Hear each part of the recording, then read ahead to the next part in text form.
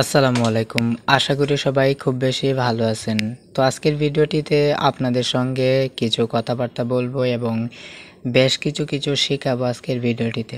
ছোট কাজ যেগুলো আপনাদের ফ্রিল্যান্সিং জার্নি, অনলাইন মার্কেটিংয়ের সময় কাজে লাগতে পারে অথবা যে কোনো সময় আপনাদের কাজে লাগবে। তো আশা করি ভিডিওটি আপনাদের খুবই হেল্পফুল। ভিডিওটি অবশ্যই মনোযোগ সহকারে দেখবেন। যারা চ্যানেলে নতুন দর্শক আছেন তারা অবশ্যই চ্যানেলটিকে সাবস্ক্রাইব করে দিবেন, কারণ আমরা প্রতিনিয়ত কিন্তু আপনাদের উপকারের স্বার্থে ভিডিও দিয়ে থাকি। তো একটি করে ট্রিক্স আপনাদেরকে শেখাবো।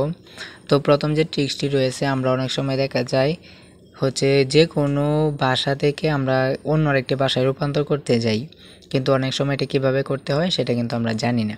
সো এই জন্য আমরা কি করতে পারি, জাস্ট ধরেন আপনি ইংলিশ ভাষাকে রূপান্তর করে আপনি চাচ্ছেন কোরিয়ান ভাষায় রূপান্তর করবেন। তো আমি এক্ষেত্রে কি লিখতে পারি, ইংলিশ টু কোরিয়ান। তো আপনার ব্রাউজারে গিয়ে সার্চ করবেন, এটা কিন্তু আপনার ফোন দিয়েও করতে পারবেন। তো আপনারা লিখবেন ইংলিশ টু কোরিয়ান। তো ইংলিশ টু কোরিয়ান লিখলে আপনাদের সামনে চলে আসবে। আপনারা জাস্ট কী করবেন, এখানে ইংলিশটা লিখবেন হাউ আর ইউ, অর্থাৎ তুমি কেমন আছো। তো হাউ আর ইউ লিখলে আপনারা এই যে দেখতে পারতেছেন এখানে কিন্তু কোরিয়ান ভাষায় লেখাটা চলে আসছে, এটা কিন্তু হাউ আর ইউ লেখা। তো এভাবে আপনারা যে কোনো ভাষা রূপান্তর করে নিতে পারবেন খুব সহজেই। এরপর আপনি যে কোনো ভাষা এখানে সিলেক্ট করে দিলে আপনাদের কিন্তু এখানে কোন ভাষা থেকে কোন ভাষায় রূপান্তর করতে চাইতেছেন সব ভাষা কিন্তু পেয়ে যাবেন।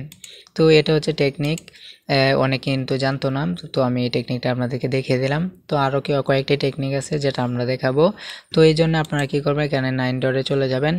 যাওয়ার পরে এখানে কিন্তু অসংখ্য ধরনের সেটিংস পাবেন। এখানে গুগল ফর্ম আছে, যেখান থেকে আপনারা কোনো একটা প্রশ্ন প্যাটার্ন তৈরি করতে পারেন। শিটের মধ্যে আপনি আপনার ইম্পর্টেন্ট গুরুত্বপূর্ণ তথ্য রেখে দিতে পারেন। আরও বিভিন্ন ধরনের জিনিস আছে, স্লাইড আছে, ডক্স আছে, তারপরে গুগল মিট আছে।